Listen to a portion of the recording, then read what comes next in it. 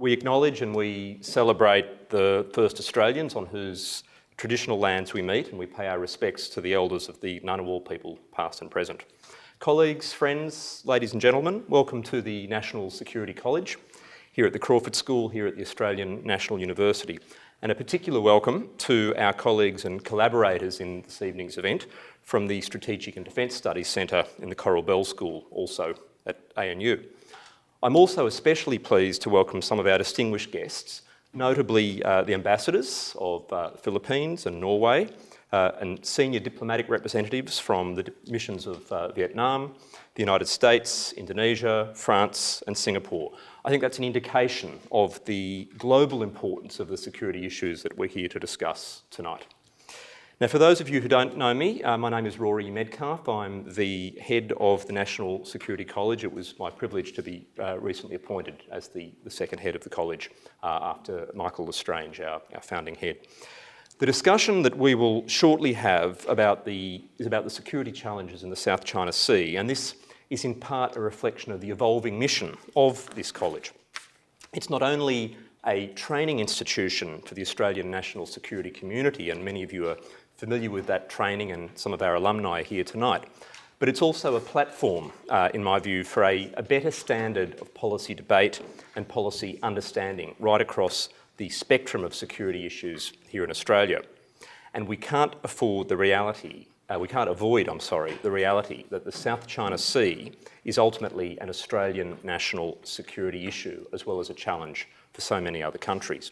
Now, this is for multiple reasons. Australia's security ultimately depends on a rules-based regional order, and any damage to that order through coercion or risk-taking or unilateral assertiveness by any country, as we've seen in these contested waters in recent years, equates with damage to our interests.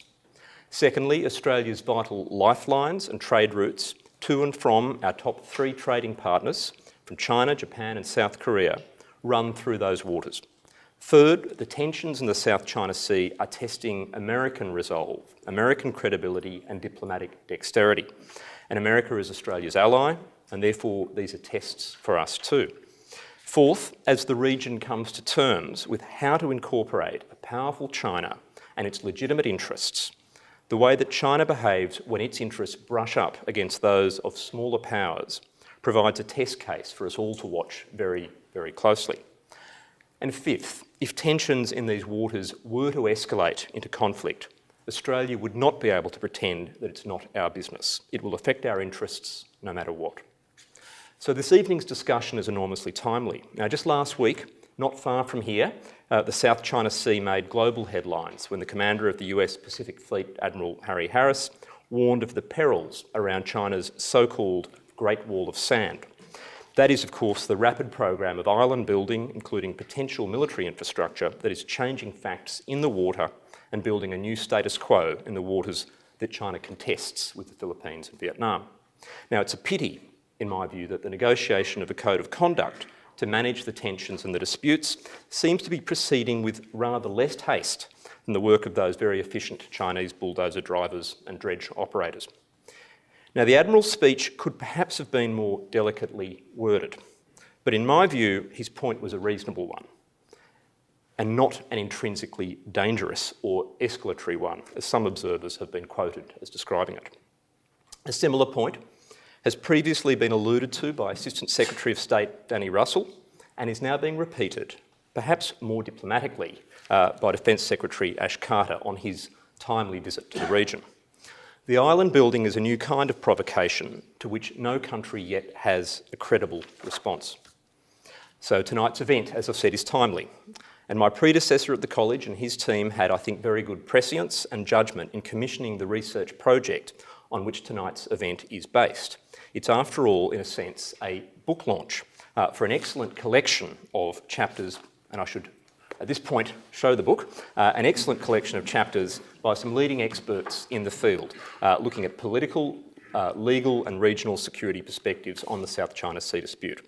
I recommend the book, of course, published by Routledge, but also its predecessor occasional paper, published by the National Security College, which I believe you can obtain for a rather reduced price than an important academic tome.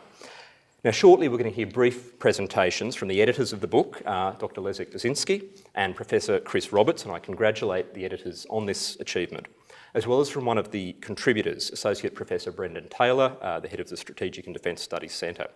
Their areas of focus will include the perspectives of Vietnam and the Philippines, countries whose views must be counted as strongly held, just as those of China are. I should also give apologies at this point for those of you who've come here under false pretences, because my colleague Professor Michael Wesley, head of the Coral Bell School and another of the book's contributing authors, is unable to join us this evening, but we'll have opportunities to engage with him on these issues at a later date. I should note also that the book contains some particularly useful and insightful chapters, or a chapter on legal aspects of the dispute from Professor Don Rothwell, head of the School at the ANU College of Law, and I again look forward to our opportunities in the future to conduct a future event with Professor Rothwell to look more squarely at the legal aspects of the disputes, particularly the Philippine case for arbitration and China's own interpretations of the law of the sea. So to conclude my opening remarks and to open up a wider set of presentations and discussion, I want us all to think about 5 questions. First, what are the security risks arising from continued tension in the South China Sea? Second, what are the contours of a possible resolution to these disputes? Thirdly, is resolution a realistic option? Fourth, do dispute management and confidence building measures comprise a more feasible set of options for preventing conflict? And how would these work? More feasible, that is, than resolution. Is resolution, in fact, a pipe dream? And finally, what are the options before the international community if the present situation, including the island building, continues? So 5 questions for us to ponder as we listen to the presentations from my colleagues. After their presentations, and that is presentations from Leszek Buszynski, from Chris Roberts and from Brendan Taylor, I look forward to moderating a discussion on these and other questions, and we'd really like your contributions to that discussion. So just a reminder, the event is on the record. Please switch off your phones if you haven't already. What you ask and what you say is on the record, and that's I think, very valuable for transparency in this discussion. I do, of course, encourage tweeting, so if any of you are looking at your phones during the discussion, I know you'll be doing it for the right reasons. I will now invite our first speaker, Dr. Leszek Buszynski, to take the stage. Well, I'm very pleased to see so many turn up at this book launch. I've sketched out a few ideas that I want to present to you today in the very limited time I have available. First is why this project was launched and what we were concerned about when we approached the previous director and asked him for support, which he very kindly gave. Why the South China Sea? Let me then make a few broad remarks, because we see it as multidimensional. It has 2 essential dimensions. The first is that it is a matter of legality. There's a legal issue involved for the ASEAN claimants, Vietnam, the Philippines in particular, less so Malaysia and Indonesia. Indonesia doesn't consider itself a claimant, less so Brunei, because they seek to have their claims supported and confirmed by international law and UNCLOS. The other part of the story is China, whose legal claim is of very dubious value and bases its claim upon the so-called 9-dash line, which doesn't meet legal criteria, and historical rights. And we have a tension between these views. One is, or approaches, one invokes contemporary international law and UNCLOS, which China has agreed to support, and the other is based largely, but not entirely, upon so-called historical rights, a very dubious 9-dash line. And so we have a China that is raising or resorting to what I call the power of insistence in order to have its claim accepted by others. And why go to such lengths? What is China doing? I've looked at this issue for many decades, since it blew up for ASEAN in 1988, when there was a clash between Vietnam and China, and ASEAN became worried about this issue. We see consistency in China's approach, and we wonder why. Why go to the lengths of reclaiming these reefs, building possible airfields upon them, and so forth? Because this is an area of potential strategic rivalry between China, the US, and China, Japan. I would hesitate, and I certainly will not use the word crisis. There are some observers of the South China Sea who talk in terms of an imminent crisis, potential war, and so forth. All that I regard as rather fanciful. And what I mean by strategic rivalry, the word strategic is a very hackneyed term. It's often bandied about without explanation. And what I mean is that there is a contest for positional rivalry over rivals or potential rivals using the South China Sea. And there are two such areas in East Asia. One is the Korean Peninsula, and the second is the South China Sea. Taiwan drops out of the area, but I see linkages here. As regards the South China Sea, dominance over the area would give China control of the trade routes and would possibly deny what the United States seeks to protect in that area, which is freedom of navigation. Dominance over the area would also allow China's Navy egress into the Taiwan Straits to meet or to counter an American effort to protect Taiwan in the event of conflict with the mainland, and would also allow the Chinese Navy access to the Malacca Straits and to protect China's oil lifeline. Now, if you look at China's maritime geography, you look at it from the point of view of the Navy, there are a few points where China's Navy can have access to the external sea, the wider ocean. Not from the north, because that is where Japan is building up its Navy, a dangerous place. Not in the center, because you have Taiwan there, which is linked to the US, only the south remains. You look at it from the naval perspective.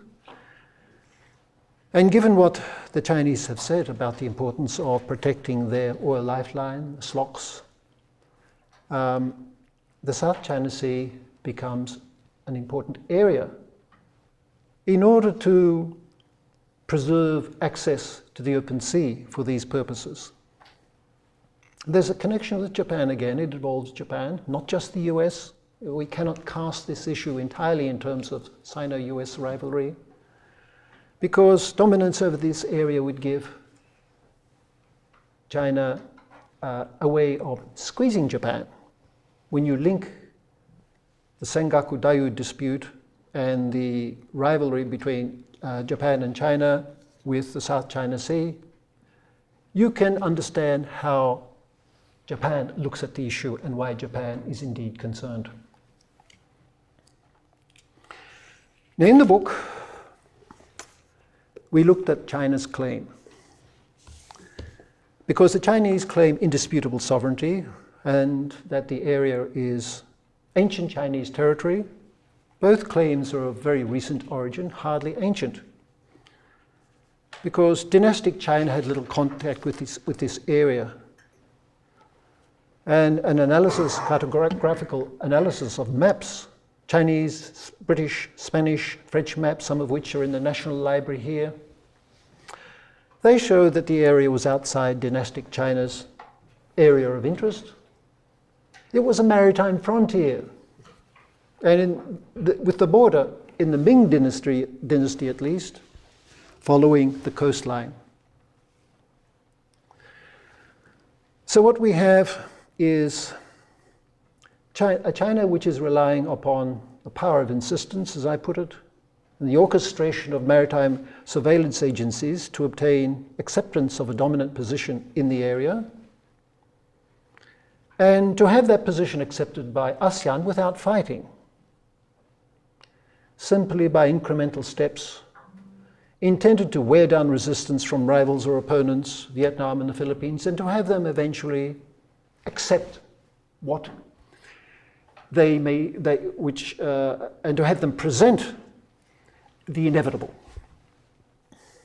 This is very much in keeping with what has been written about Chinese strategy and the way China operates to avoid war, but to press on in order to secure one's position without the risk of conflict. In the book, Zhang Zhang, who wrote on China, wrote that China is positioning itself for negotiations over the issue and may, in time, negotiate when the circumstances, or if they are favorable. He doesn't go into when they will be favorable, but it's a question we can ask. We had Renata de Castro in the book, our Philippine colleague, who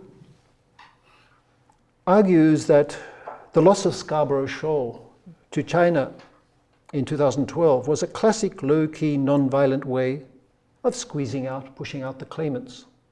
China obtained this shoal with minimal cost. We had Do Tan Hai, who's seated in front of us, another contributor, who wrote on Vietnam and the Vietnamese claim and how Vietnam indeed struggles with this issue. We had the legal perspective from Don Rothwell, who examined some recent developments in international law and how they affect the issue. And we had the American perspective from Ralph Emmers, who looked at the American pivot, the Obama administration's pivot into the area, which was, to a large extent, stimulated by events that we have discussed and perhaps we'll be discussing today in the South China Sea. The future. We have a chapter which covers the future. And the Philippines, let me mention that the Philippines appealed to an arbitral tribunal under Annex 7 of UNCLOS to clarify China's claim and to its rights, the rights allocated to it to resources within its exclusive economic zone. Now, that was indeed surprising for the Chinese. I was in the Philippines, Manila, recently, asking Filipino lawyers about this, about their appeal. And it seems that the Chinese were very much surprised that the Philippines would do this. They wanted the Filipinos to be quiet, like the Vietnamese or the others, not to raise the issue publicly and not to embarrass the Chinese. But the Filipinos are a nation of lawyers. Everything is public for them. They will go to law. Now, it seems to me, and it seems to some of the legal experts I've spoken to about this appeal, that the tribunal is unlikely to wash its hands of the issue. It may be tempted to, there may be a temptation on the part of some to do this, say, look, China is a big power, this is a complicated issue, we don't get involved, China has claimed that the tribunal has no jurisdiction, therefore no decision will be made.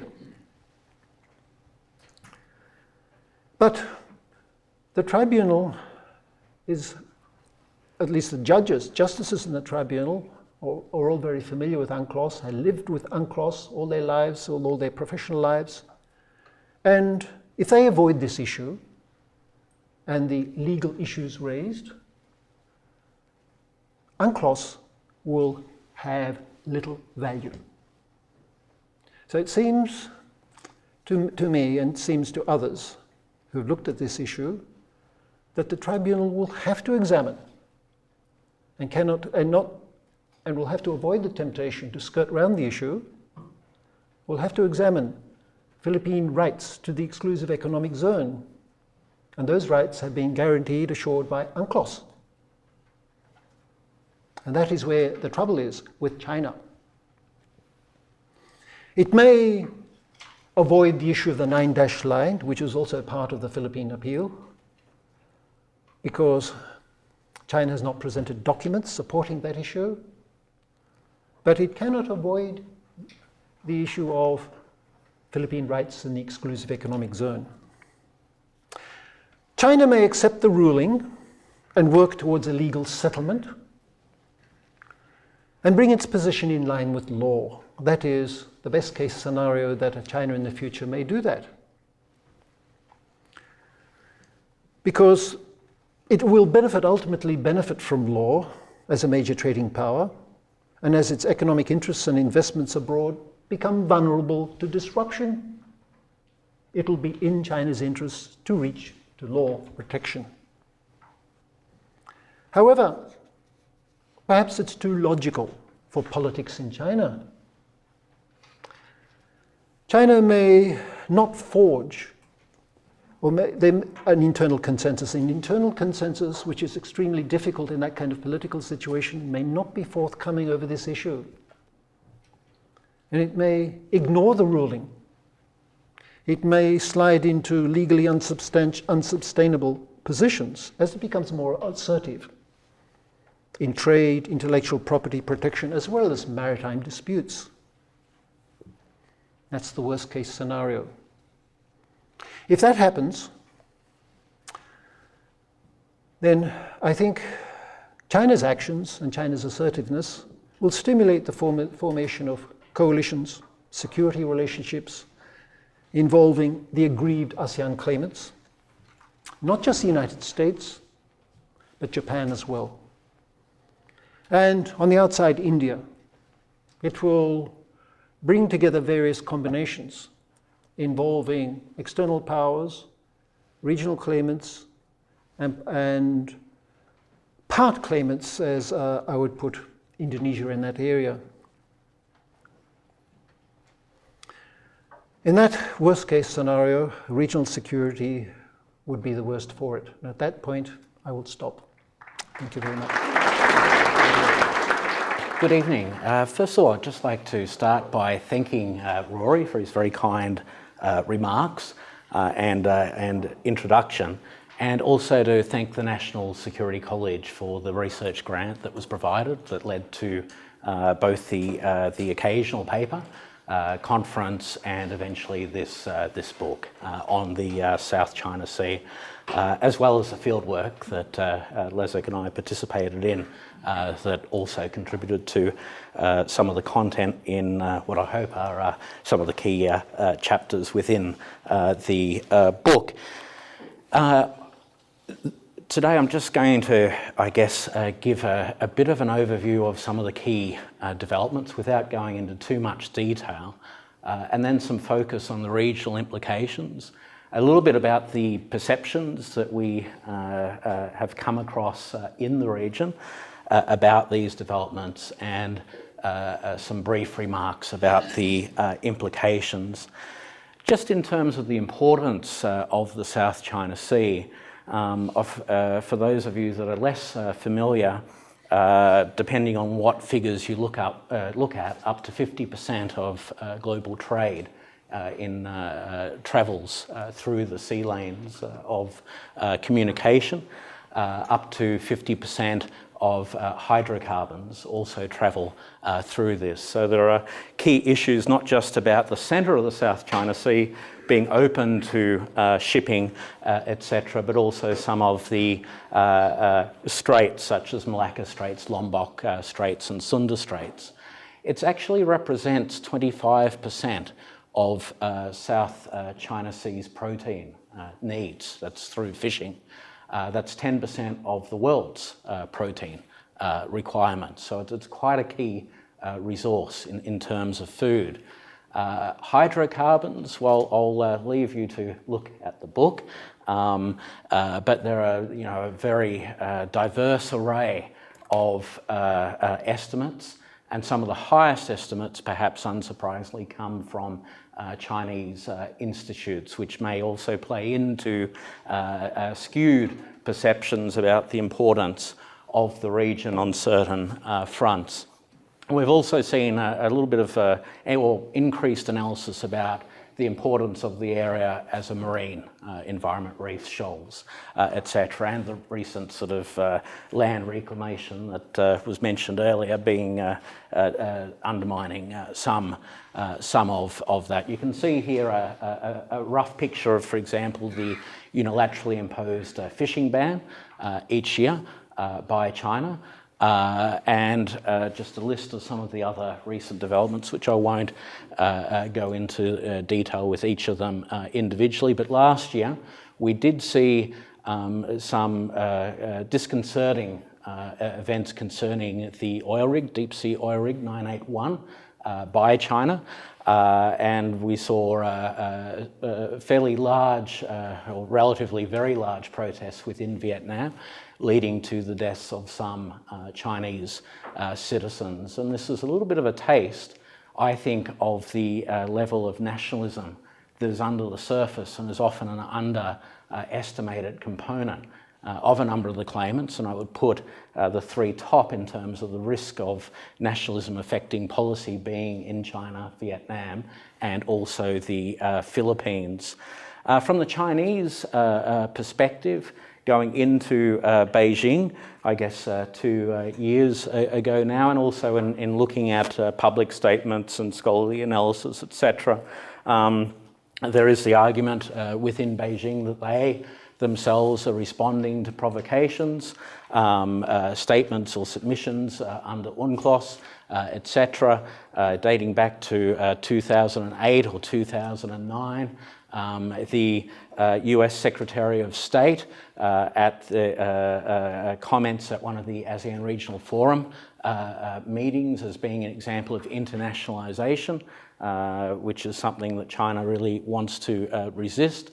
And I guess at another level, which is not infrequent, the statement that China has indisputable sovereignty.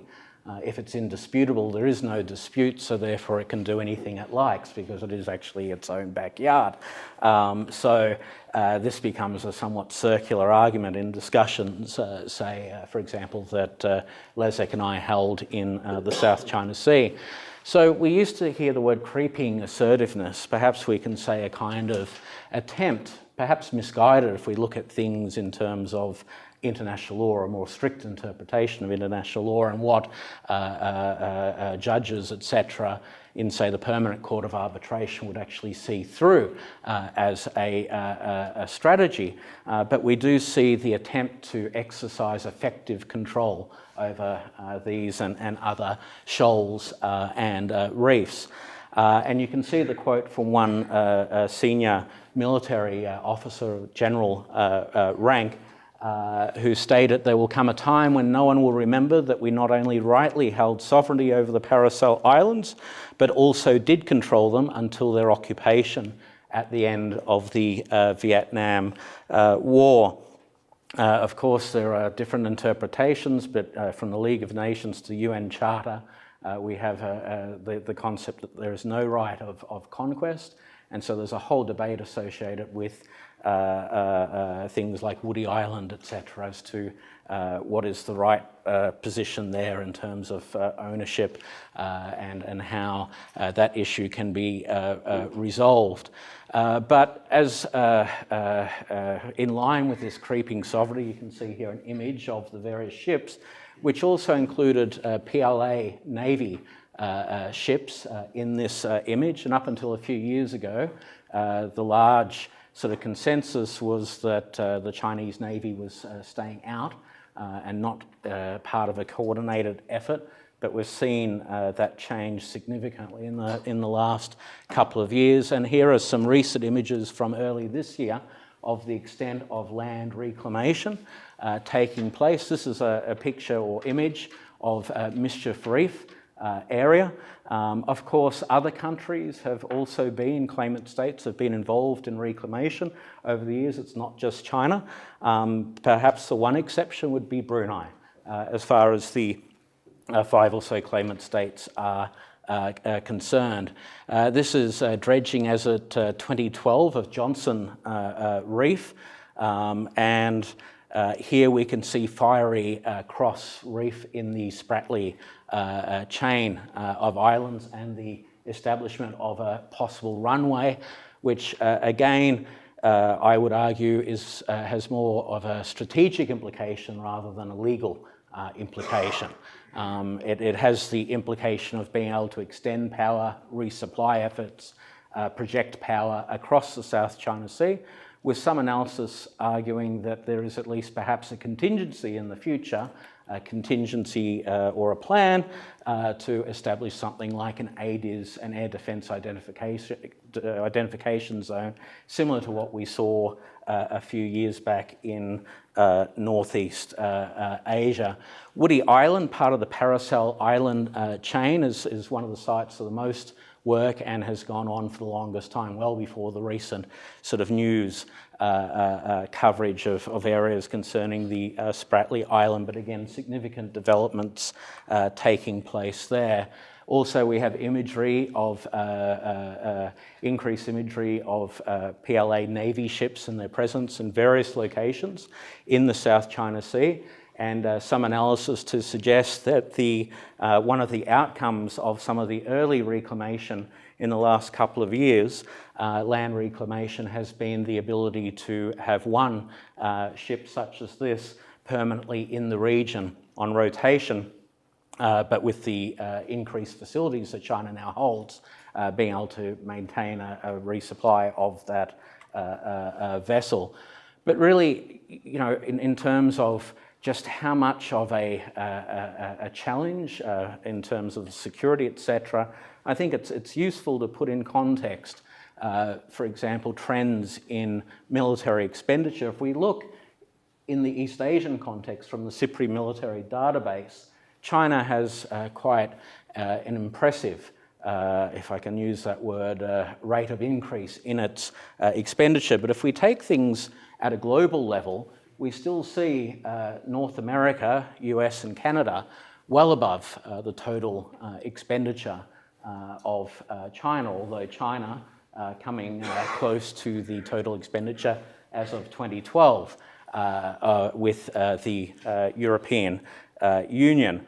But the story doesn't end there, because if we think in terms of, if I can sort of twist a term from economics, when they say GDP and purchasing power parity terms, I guess I'll tweak that and use the term purchasing power parity differentials. So we're not comparing, you know, oranges with oranges. What China can achieve with its budget in terms of funding personnel, in terms of manufacturing military equipment, in terms of designing new technology, is a completely different, pardon the reference, kettle of fish to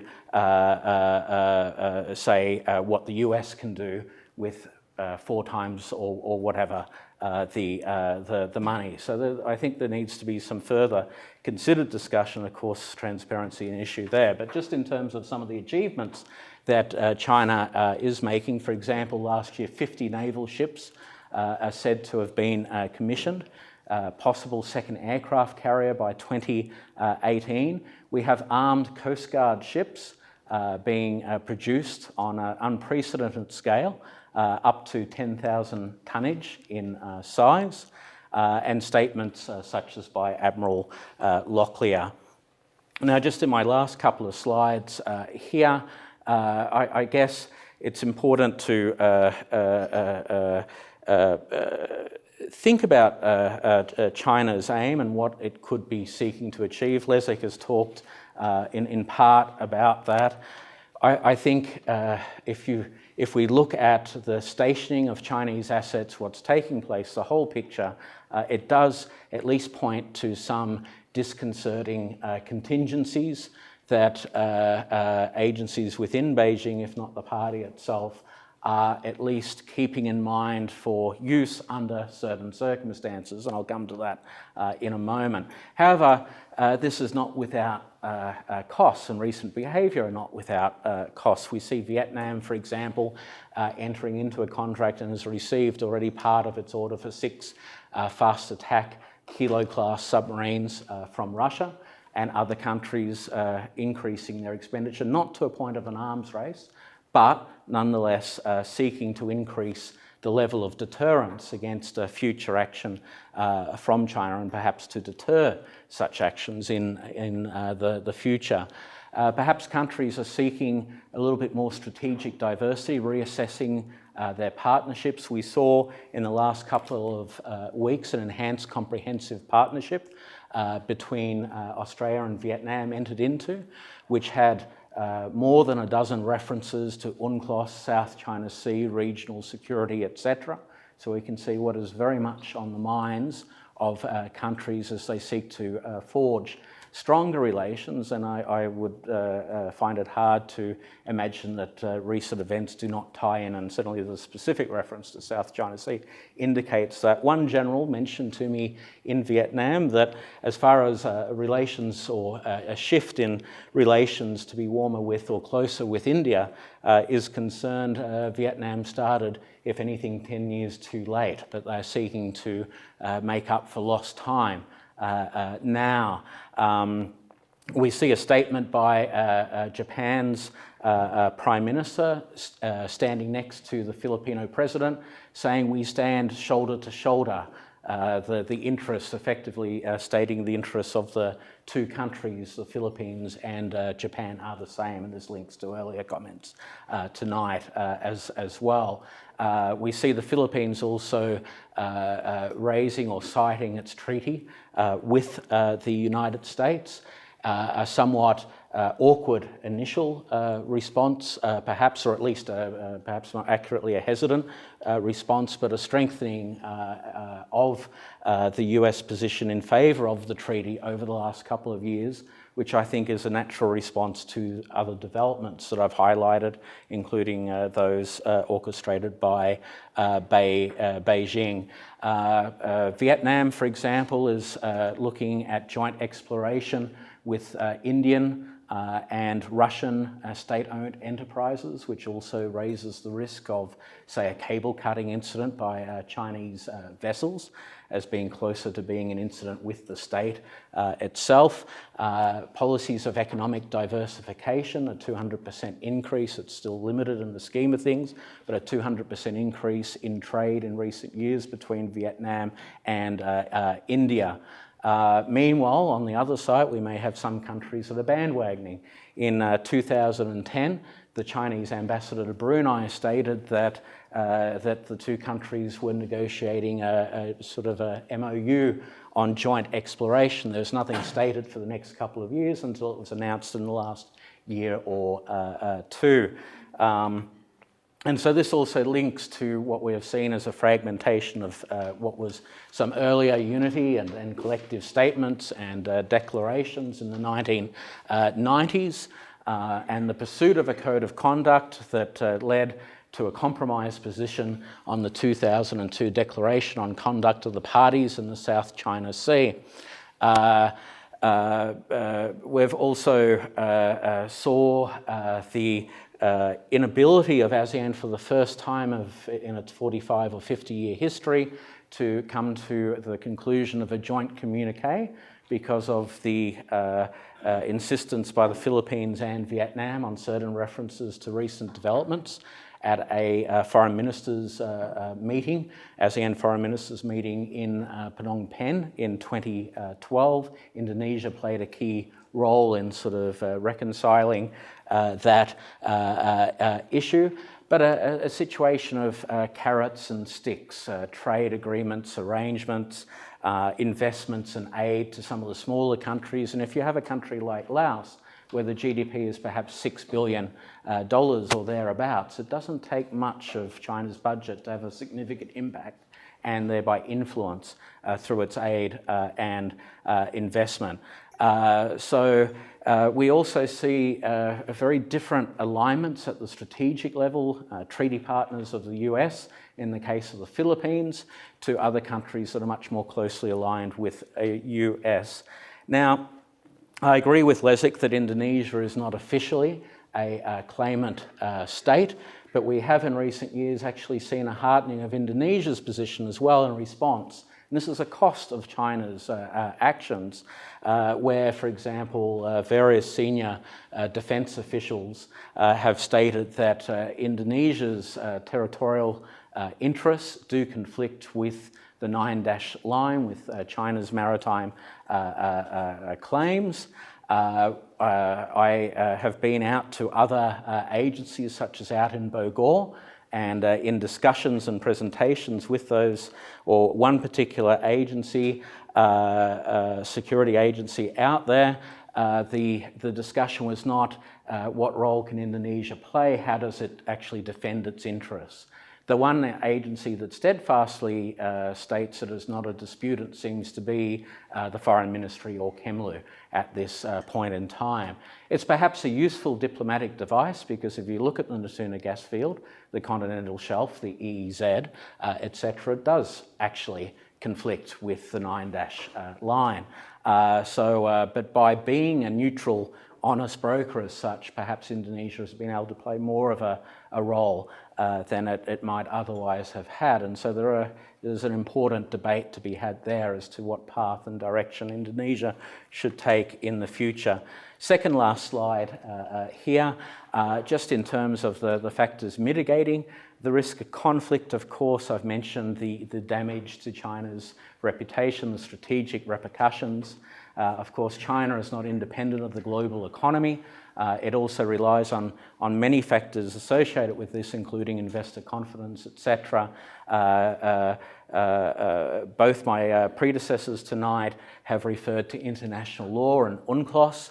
If a country is exceptionless with regard to its legal obligations as a signatory state to UNCLOS, how does one trust with regard to its obligations under WTO or other areas? So this also has ramifications for assessments of risk on a much more comprehensive basis.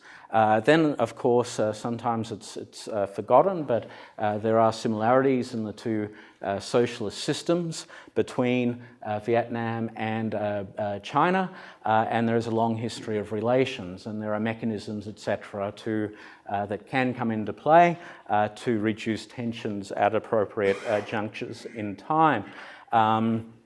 The other issue is perhaps more recent assessments by Beijing itself of the counterbalancing that we're seeing within the region.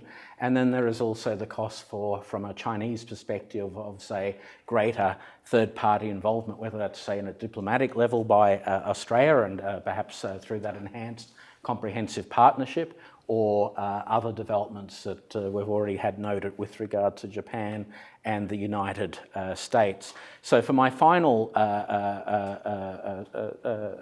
sorry, this is actually second last slide. In terms of Beijing's contingencies, I do think we can see that under certain circumstances, that it is actually actively pursuing a blue water naval or a projection capacity, the projection of power across the entire sub-region through these land reclamation activities.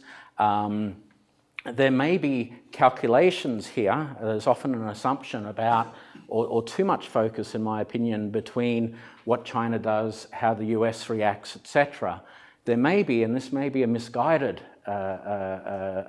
position, but there may be a belief within certain quarters that certain actions, especially if it's done on an incremental basis, can be maintained below a level that would incite a US or Western collective response.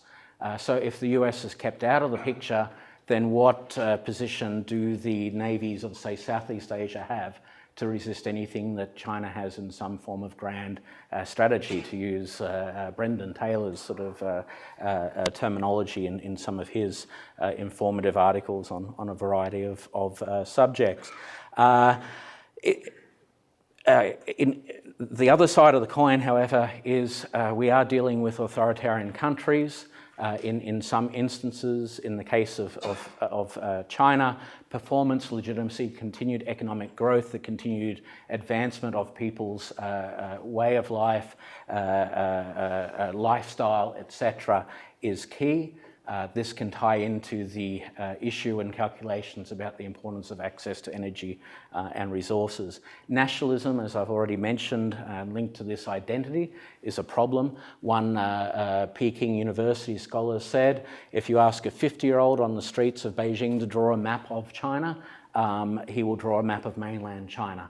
If you ask a 20-year-old, he or she will draw a map with a giant sort of tongue hanging down. That is the China and the South China Sea. This is part of every student's education, according to this professor. This may create a kind of trap to which even in the future, under circumstances, there might be circumstances where the central party wish to make a compromise, but what is their capacity to do so without a significant domestic backlash? And so therefore we have this kind of stalemate occurring between the parties to this dispute. On top of that, its identity by leaders and beyond as sort of perhaps seeking to reassert its Middle Kingdom status from centuries and millennia past, and also respond to or overcome or whatever its so-called century of shame or paraphrases thereof. So final slide here. I think it's safe to say we will continue to see regional disunity. In fact, I think as someone who primarily specialises in ASEAN, the outlook in the political and security spheres of cooperation for ASEAN is increasingly dire, given the political and strategic nexus between economic relationships and also strategic relationships. And this is not separate from issues of whether you are authoritarian or democratic, either, with some exceptions. We also see, and I think this ties in with Leszek's comments, increased connectedness between Southeast Asia, Northeast Asia, Japan, etc., and South Asia, India, for example.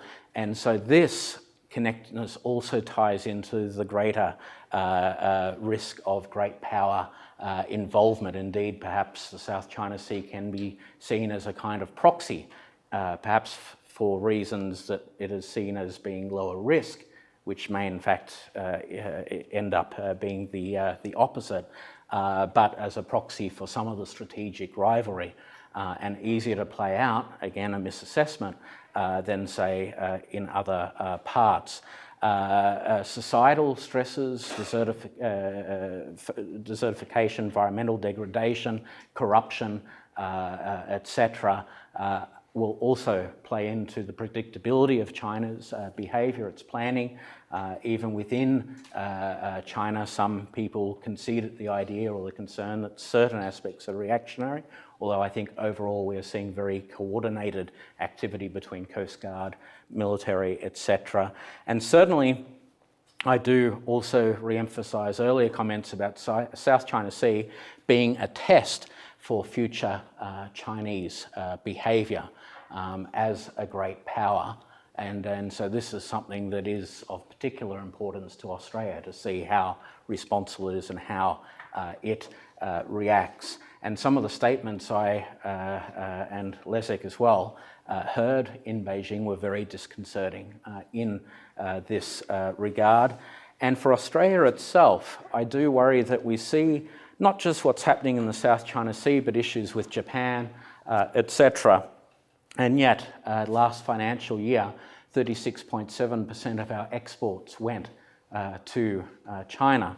My colleague Andrew Carr just wrote to me today and also highlighted that 50.1% of Australia's total exports are minerals and fuel, such as hydrocarbons, etc. And I think there's an important debate to be had in maybe reassessing some of the presumptions of the Australian economic model and the sustainability of our current pathway or trajectory, given that what will remain for the future is the fact that the US is our key security ally, and how does this sit, or how will this sit, if we have a situation in the future where perhaps for the world, to have a slightly alarmist tone here, comes closer to some formal level, potentially, of peak global GDP, but certainly if not that, increased resource scarcity and competition over resources and increased pressure over economic development, both in the developed and developing worlds. If we think about global climate change and other issues and bring that all into the picture, we've actually got a very challenging few decades or next century ahead. So hopefully that might provoke some questions for later on. Thank you very much. Thanks very much, Rory, for the opportunity to co-host this evening's event, and also congratulations on your appointment as head of the NSC. After being friends from afar over many years, it's really just so exciting to have you here and to be working together. And it's also a privilege to be able to share the podium with two such long-standing friends, Chris and Leszek, on their very special evening tonight. I think that Chris and Leszek have really done a wonderful job really highlighting just how assertive Chinese behaviour has become over the past half decade or more in the South China Sea. I think few, if any, in the room would dispute that proposition. I think often less acknowledged, however, is just how much more assertive Australian thinking and approaches to the South China Sea has also become in recent times. It's just over 2 years ago, on a night like this, in fact, and just down the road at the ANU, that the then Foreign Minister, Bob Carr, gave a speech in which he reiterated that it was Australia's position not to take sides in the South China Sea disputes, and where he outlined a number of options in which the claimants might productively move towards managing their differences. Today, when officials refer to the management of the South China Sea disputes, it's much more in terms of deterring China, of opposing and resisting Chinese coercion. And this is matched by a policy and public debate that's also become much more hard-edged in terms of how Canberra should be approaching the South China Sea. Now, part of the reason for this is, of course, that we've had a change of government, a couple of changes of government during that period. And let's be clear, as Leszek and Chris have said, part of this is also a product of the fact that Chinese behaviour has become more assertive during this period. But what worries me, though, is that this really quite significant shift to the approach that Australia is taking is based upon three underlying assumptions, each of which I think is quite questionable and which haven't been subjected to sufficient scrutiny. And the first of those assumptions is that Australia has an active interest in the South China Sea because of our economic dependence. This is an argument that's been made tonight because of the fact, or the supposed fact, that 60% of our trade passes through this body of water. Now, to be fair to everyone who's used this statement tonight, or the statistic, it's one that's used very frequently, and I'm honestly not sure exactly where the figure comes from. But I do know, however, that it's actually very hard to make these sorts of estimates. And by my own estimates, the 60% figure is actually rather suspect. And I make this rather bold assertion for a number of reasons. I think if you look at where Australian shipping to Japan goes, most of that generally goes east of the Philippines and thereby is well clear of either of the China Seas. If you look at our shipping that goes to the north of China and to Korea, that will generally go through the East China Sea rather than the South China Sea. And it's really only our trade to southern China, Hong Kong and Vietnam, that most of that does pass through the South China Sea. And that, of course, includes the very significant LNG traffic from northwest Australia to China. Well, taken together, that certainly sounds to me like a lot less than 60% of Australia's trade. And just as importantly, if you consider China's considerable dependence upon the energy trade in particular, it's hard for me at least to conceive of a situation in which Beijing would see benefit in actively seeking to obstruct the passage of that shipping.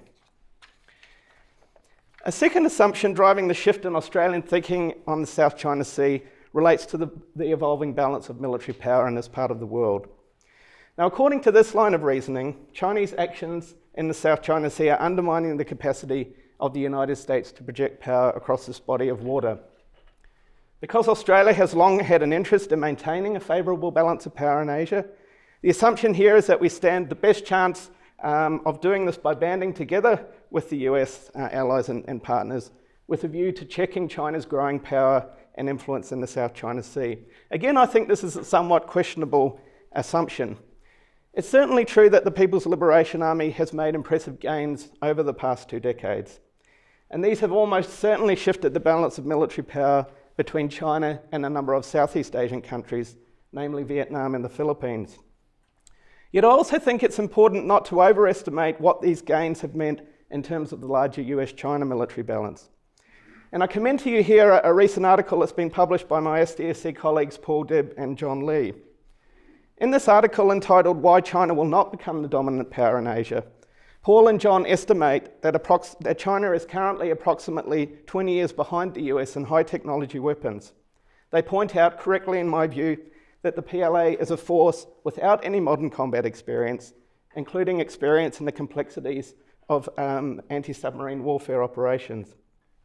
And even as China does play catch-up, it's important also to point out that the US, despite its own considerable financial pressures of recent years, is a military that's not standing still, as it continues to invest in technological game changers that could actually shift the US-China military balance further in America's favour in the future. Now, against that backdrop, and looking at this from a purely Australian perspective, should we be banding ever closer together with like-minded countries as an additional way of ensuring against any shift to a less favourable regional balance of power? Not necessarily in my own view. It's worth making the point here that China's strategic coercion impacts very differently upon countries across the Asia-Pacific, and that most of these countries have very different motivations and interests at stake than we do. This fact alone makes highly coordinated approaches to Chinese strategic coercion very difficult to achieve. Japan and the Philippines, for instance, see Chinese strategic coercion more through the relatively narrow lens of their respective territorial disputes with Beijing. As Nick Bisley from La Trobe University and I have recently argued in a paper on the East China Sea, when responding to Chinese strategic coercion, it is critical for Australia to be careful not to be drawn prematurely into others' disputes, particularly in relation to issues or episodes where our own interests are not clearly at stake. Last but not least, a third questionable assumption underpinning Australia's shifting approach suggests that Beijing's actions in the South China Sea reflect a carefully calibrated grand strategy to establish a Southeast Asian sphere of influence, and which is a strategy which is ultimately designed to evict the United States from the broader Asia-Pacific, or the Indo-Pacific, a term that Rory has been closely associated with. Now, this is a very complex subject, of course, and there are some in the audience, including my very dear friend and colleague, Professor Richard Rigby, who really has taught me everything that I know about China, who are much better placed to comment on this particular subject than I am. And it may well be the case that Xi Jinping does have in his top drawer some grand plan locked away. But even if he does, I would argue that the gap between the conception and the execution of any grand strategy is a substantial one. One need only ask the Obama administration or the US, for instance, which has been doing really serious grand strategy now for many decades, but which is struggling at present, I would argue, to implement what I think is quite a neatly conceived rebalancing strategy or pivot, as some prefer to call it, in the highly diverse and difficult Asia-Pacific region. So I don't think we should assume for a moment that China will find this task any less challenging. Indeed, China's greatest challenges in executing any grand strategy could well come from within. Some of you will have no doubt seen Linda Yuckertson's excellent work on this subject, where she argues that Chinese coercion in the South China Sea is a product of what she calls fractured authority. She's talking there about some of the domestic problems which drive China's South China Sea policies and which allow a myriad of maritime actors to push their own agendas. Many of you will have also seen a very controversial recent article by the respected China scholar David Shambar, in which he argues that significant political change in China could happen sooner rather than later, and that the endgame of Chinese communist rule in China is already underway. Now, in the final analysis, I think many would argue that these arguments go too far. And in raising them here, my aim is not to suggest that we simply all sit on our hands and wait for the morning where we wake up and find that China has disintegrated. Hope is never a good basis for any strategy, and I'm not sure that any of us, or many of us, certainly would hope for such an outcome in any case. Instead, these arguments that are put forward by the likes of Jakobsen and Chambard do remind us of the importance of continuing to develop a much better understanding of the type of China that we are trying to influence, if that is the path that we choose to go down. For a strong China will almost certainly react very differently to the same stimuli than a weak and fragmented one. As we contemplate these questions and the other assumptions underpinning the really quite significant shift that I believe has taken place in Australia's approach to the South China Sea, Leszek and Chris's new book provide a perfect place to start. Thanks very much. Questions or comments, please, on any aspect of what we've spoken about this evening? I'll take one up there and maybe one other one in reserve. We'll start with you and we'll go to the next, please. And introduce yourself if you don't mind. My name's Will. I'm from the NSC. I was interested in Chris Roberts' point about the role of Indonesia and how it might act as like a mediator or a claimant in its own right. What do you think the role of middle powers might be in the region in terms of seeking out their own bilateral even arrangements to this crisis, opposed to just looking to China and the US to sort it out? Thanks. We'll take one more before, just so that you get a chance to have your say, everybody. One more question or comment from the group. You've come here with all the answers already. Okay. Look, I might just add one to that mix as well, and that is, it's really probably a question for Brendan, because I think I appreciated your analysis, I guess, of the Chinese perspective. I didn't hear from you what you think a reasonable or alternative set of strategies from China might be. What do you think is the best possible approach the region can hope for from China? I'd like you to think about that one while Chris answers the first question. Here you go. Thank you. I think countries such as Indonesia have played a critical role. If we look at, for example, the days and weeks that followed the joint communique in 2012, and then Foreign Minister Marty Natalegawa, I'm told, personally drafted the 6-point plan in response and undertook something like, in 72 hours, trips to Cambodia, Vietnam and the Philippines to get at least a sort of a compromise position and to alleviate the tensions. And so that's an example of a country that is definitely a middle power, a rising, emerging regional power that has had a long history of a role. It, of course, represents 1/3 of ASEAN in terms of both populace and economy, so it also has that privileged position as a founding member and the first among equals, as the Southeast Asians would say. But nonetheless, combined efforts of other middle powers, including Australia, perhaps this enhanced comprehensive partnership with Vietnam also sends important signals, together with many other activities and statements that Australia can make and be active in, including exercises, etc., in the South China Sea that will affect the overall cost benefits analysis by China. So I think any approach has to be plural. It has to be, multi-level, multi-dimensional, legal, diplomatic, maybe a few sticks and carrots, comprehensive, through multilateral institutions, through as many countries as possible, all sending as much as is feasible a common united signal that sort of exceptionalist behaviour, breaches of UNCLOS, etc., is not something that's going to be tolerated and will have real and tangible costs for Beijing. Thank you.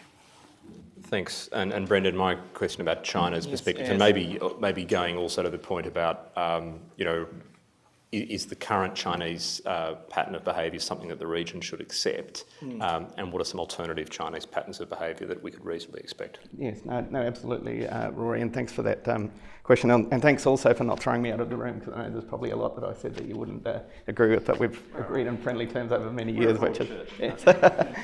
But I think, I mean, your question is a very good one, and the way I'd react to that would be by... the first thing I'd say is that I see China as very, very much a reactive power, or there are elements of reaction in its approach to things. And I think it's the sort of power that the harder it gets pushed, the harder it pushes back. It's not the only power to do that, but by virtue of its sheer size, I think when it does push back, the ramifications of that are often more significant. And I think what we see, and I think Chris highlighted this very well in his remarks about land reclamation, that we see a situation at the moment where, I mean, China is guilty of a lot of the things it's doing in the region, but it's not the only guilty party in the region. I think that we do see elements of action-reaction going on and elements of an emerging security dilemma. So, I mean, it's easy for me to say sitting behind an academic desk, but what I would prefer to see would be a little bit of easing off and just for us to see what happens for a while. And I do think that we do have time on our side.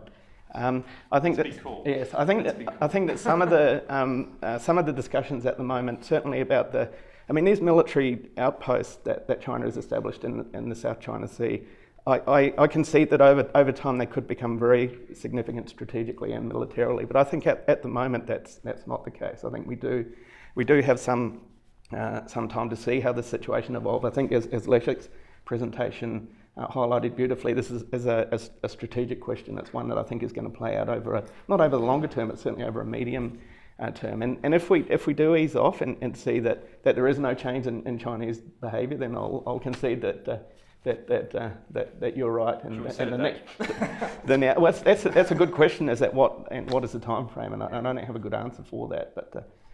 But certainly trying to get away from this action-reaction dynamic that I think is actually intensifying at the moment, and that some countries in the region are actually looking to see that intensify. I think we're going to have another conversation about this. We'll reconvene sort of hopefully in the not too distant future. Leszek, a question for you, unless there's another question from the audience perhaps. We'll take one from the back and then we'll take yours, George. We'll take both.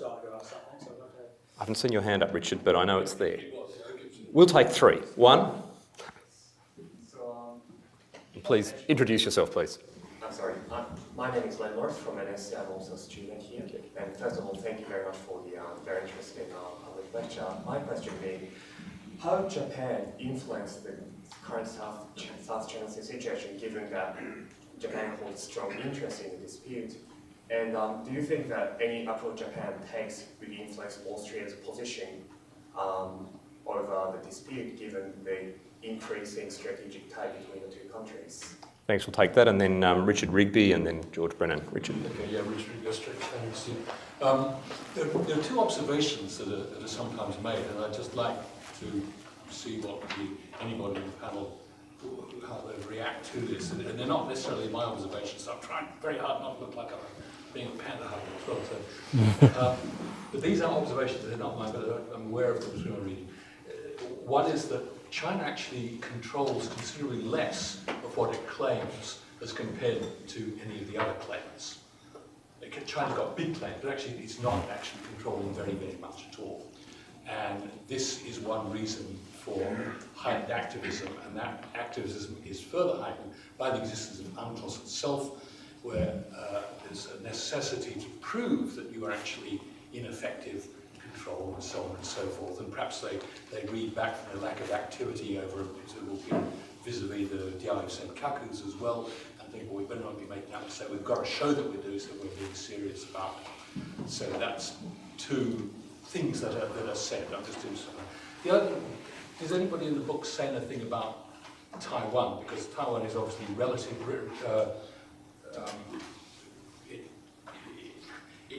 The PRC claims are based on Taiwan's claims, which are actually marginally bigger. When I was recently in Taipei, we were sent personally by the president to go and look at the exhibition that had been put on, presenting those claims. They're 12-line or 9-line, because they see that China's commerce as having given a bit too much to the Vietnamese. Taiwan still actually does hold a considerable bit of territory there, and it continues to replenish it militarily. How does that fit in?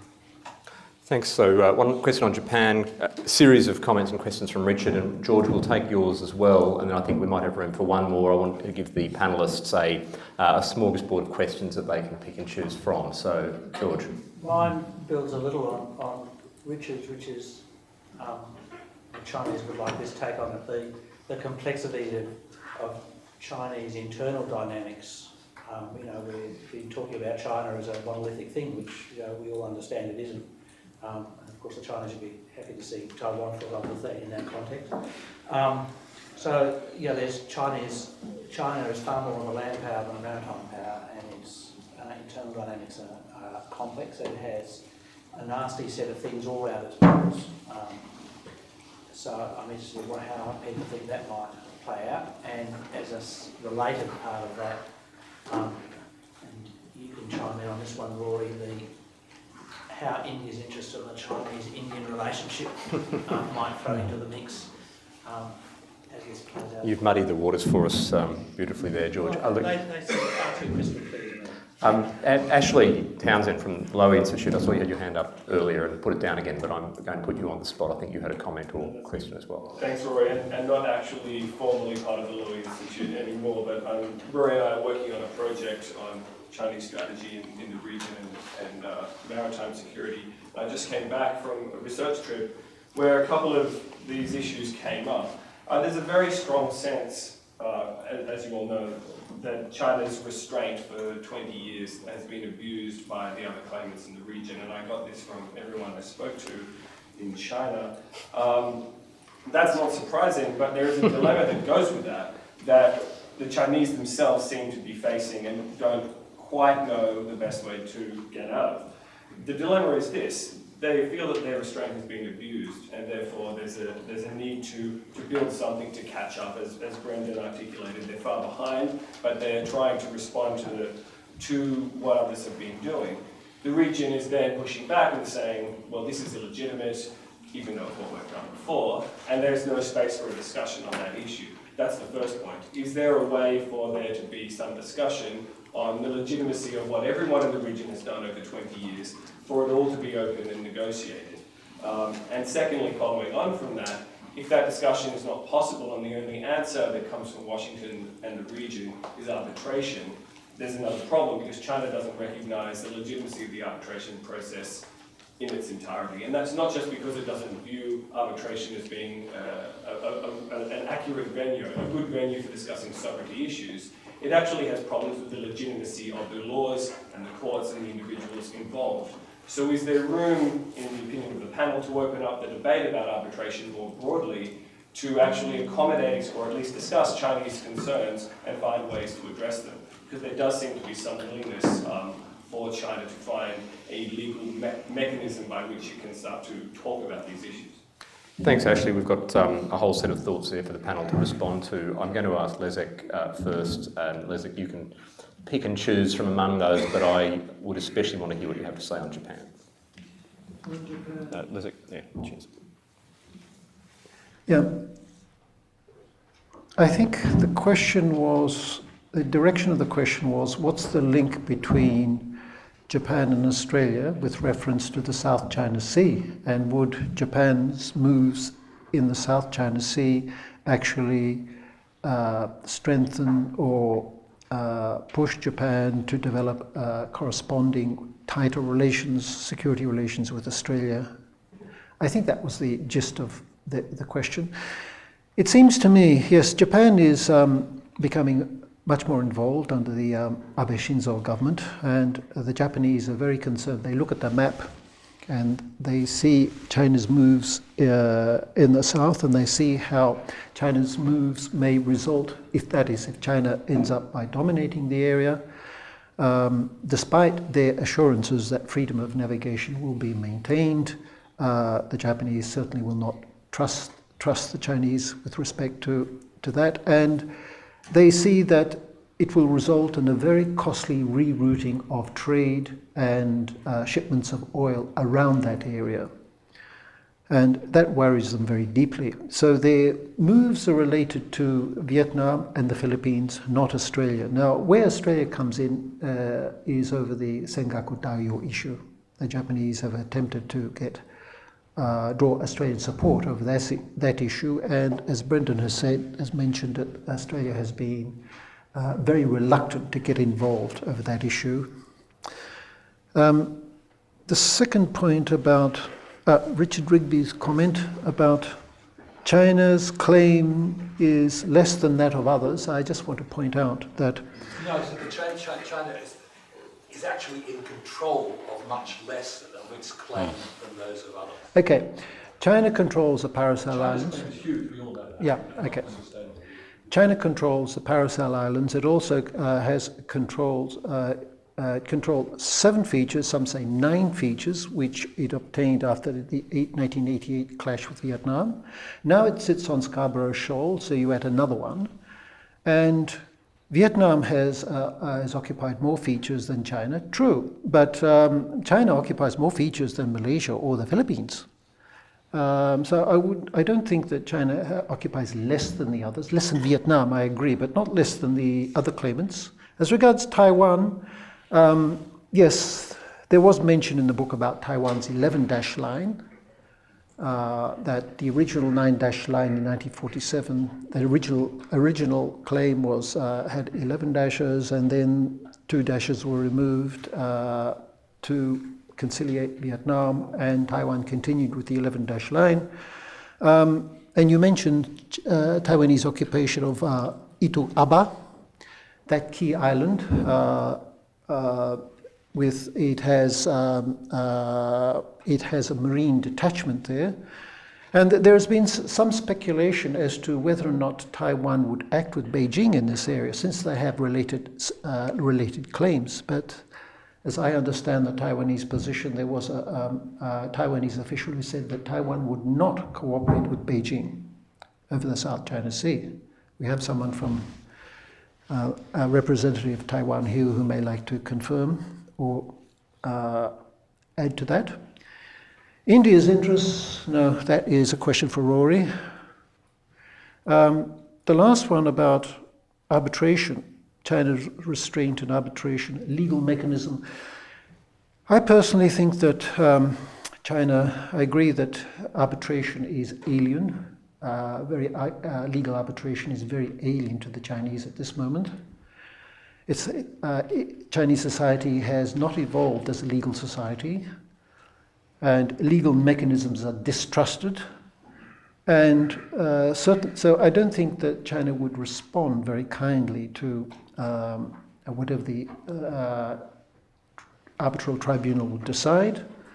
So my own inclination is that China will, at least in the short term, ignore the decision and perhaps lay the ground for some future acceptance. But the immediate reaction would be to ignore the arbitral tribunal, and I can't see, on that basis, I can't see how any legal mechanism could be established to work with the Chinese. They insist that history should be taken into account. I've spoken to some Chinese scholars about this, about their conception of law, that law should change. International law should accommodate, and UNCLOS should accommodate Chinese historical claims. And law should not stay still, it should change.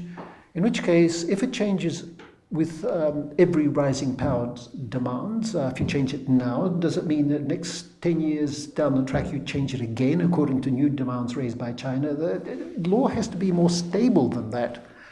And they're demanding changes to international law to accommodate the rise, and yet many of the aspects of law that they want to see changed, they accepted previously. UNCLOS they signed on the line, and they ratified UNCLOS in 2006 and 1995. And now, as they become more powerful, they seek changes because they feel that they should receive due respect from, and that should be accorded by international law. So their understanding of law is considerably different from ours, and because it's meant to reflect power relations, and that would result in considerable instability. So I can't see how a legal mechanism could be devised to propitiate the Chinese in the way the question outlined until China understands the significance of law. I want to add something else about just a little reference here to about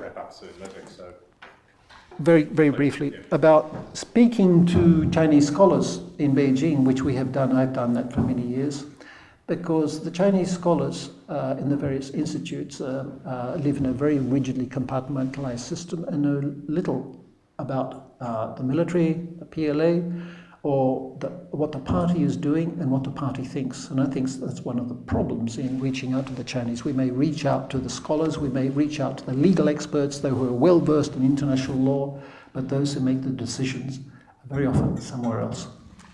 Thank you. Chris, you were very generous with your comments earlier, so please be parsimonious now, because we're at to wrap up. I agree about being a willing signatory to UNCLOS, albeit with exceptions or exemptions made on certain aspects of arbitration. But nonetheless, there are aspects that are clear, such as a clause within UNCLOS that states that no party to a dispute will amend or change or threaten the status quo, exacerbate tensions, etc. In other words, they must peacefully negotiate a change.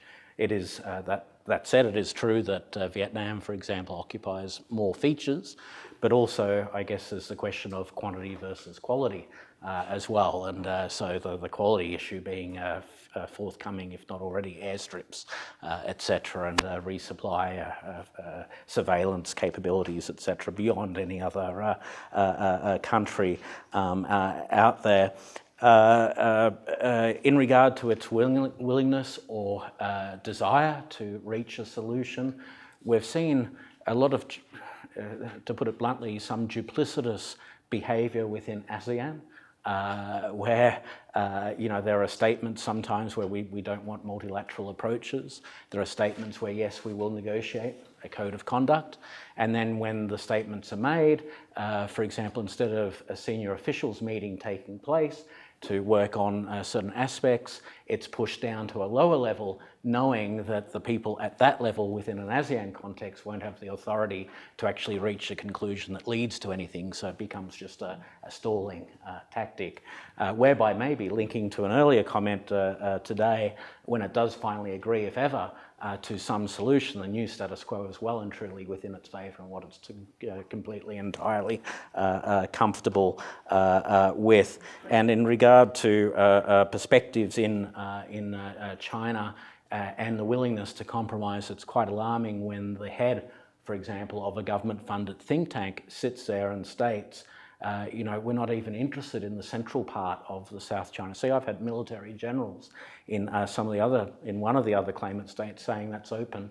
We're willing to have a negotiation here. But this particular head said that we're interested directly in the EEZs of the claimant states because that's where the accessible oil is. When I then asked... That's transparency. That's transparency, yes. When I then asked, but that is completely contrary to any interpretation of international law, and why would anyone share? He said, well, we're offering 50-50% share, right down to, he didn't say the beach, but this is what it meant. And then I said, but no one would agree to give something that is absolutely not your... And then the statement came up, well, 10, 20 years from now, that 50-50 will be off the cards and we will have the capacity to just take it like that. So when you have statements, and other statements that if they were to be public in the press would create protests in Vietnam tomorrow.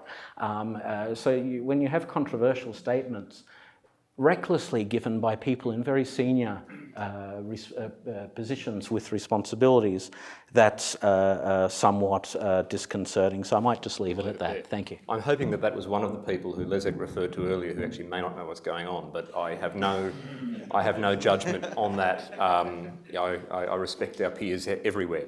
I'm going to leave the last comment from the panel to you, Brendan, and I'll give you a golden minute. So. Okay. No worries, Rory. And can I congratulate you on herding 3 unruly academics so well. But just very, very quickly, a minute in response to Len's question and Ashley's question. Welcome back, Ashley. It's great to see you again.